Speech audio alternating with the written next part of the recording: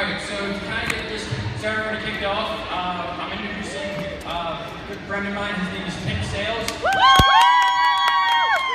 He's a graduate of Cabrini, and he was actually one of the people running Relay. He was the co-chair for 2 years, and has been a part of Relay for probably all 6 or 7 years that Relay has been on Cabrini campus. So with no further ado, Sayles.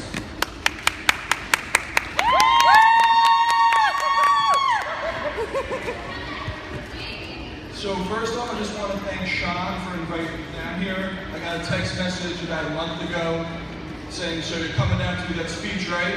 And here I am. It's an honor to be here. I remember I was a team captain of my team the first year Relay was here my freshman year. So my story starts off with my 2 older brothers. And my oldest brother is Matt, and then my older brother is Dave. Dave's a middle child. And Matt is about 6 years older than me. So when I was in 6th grade, he graduated high school and went off to college. And at that age, you really don't know your siblings when there's that big of an age gap. So fast forward 4 years, I'm in 10th grade.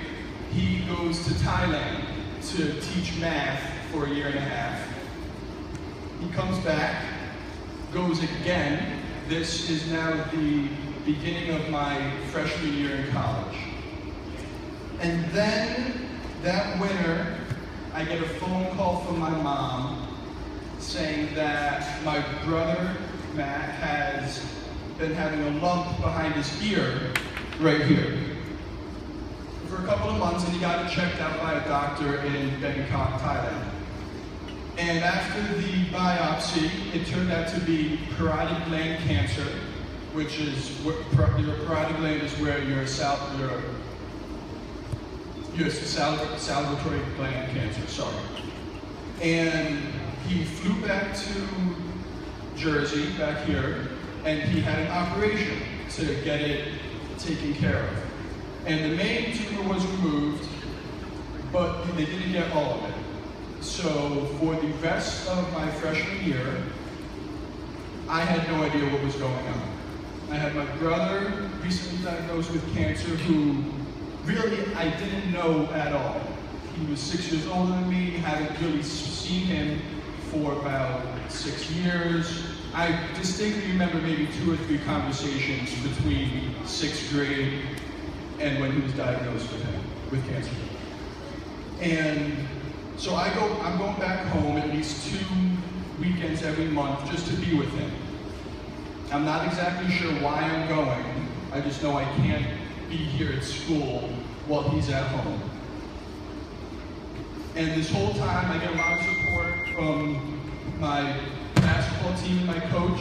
I was missing basketball games, I was missing practices, classes and tests. My fellow students were taking notes for me. My teachers would let me pass on tests, take them later, give me questions on papers.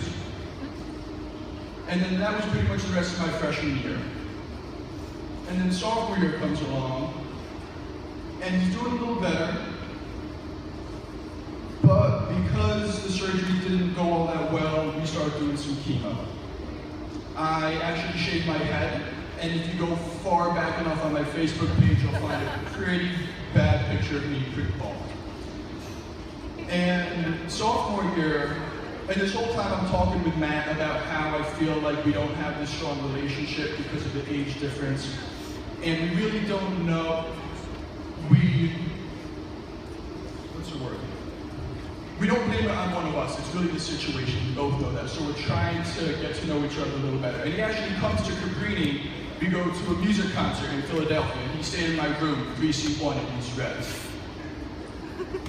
And we went to see a Further show. Further is pretty much a Grateful Dead cover band. And we liked it a lot. And then he went home, and the cancer continued to spread. It got to his spine. Essentially, he had a broken back. He had this really intense brace around his chest, down his back, and around his neck. And then that's how my sophomore year ended.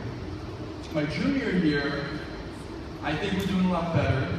And I actually go to Pittsburgh to the Relay for Life state convention or regional convention. And I get a call the second day there from my mom saying that Matt can't breathe and he's in the ER. And I'm all the way over here in Pittsburgh.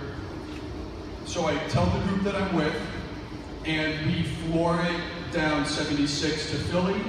I drive home, and he's in the ER. That was the second or third weekend in September. And I get there, he's intubated, and he's just not looking very good at all.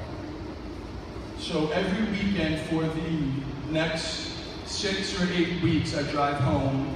Even during the week when my mom would text me that everything's not going well, I drive home, help them out. All I had to do was just shoot an email or text message to my coach or my advisor, and they would take care of all my classes and everything here. Once again, my fellow students helped me out a lot with papers and notes and everything. And then he passed away on November 10th, 2011.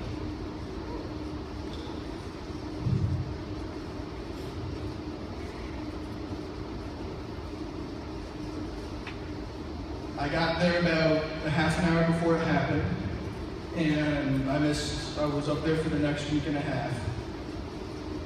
We had 2 viewings, and at the first one of my best friends from Cabrini drove up with her family just to see me for 5 minutes, and then they left. And at the end of that viewing, I got a phone call from my co-chair for relay. She was driving up with Sue Kramer and some other people on the committee. They were late. So naturally, we went to the local bar. And then at the second viewing, some more of my friends came up separately, but the most amazing thing to me was that Cabrini chartered 2 buses and bused up my basketball team and all my friends. So throughout those 3 years, I got unwavering, unquestionable support from my friends here, my teachers, my team, my coaches, and that is really what made it bearable. It wasn't easy, but it made it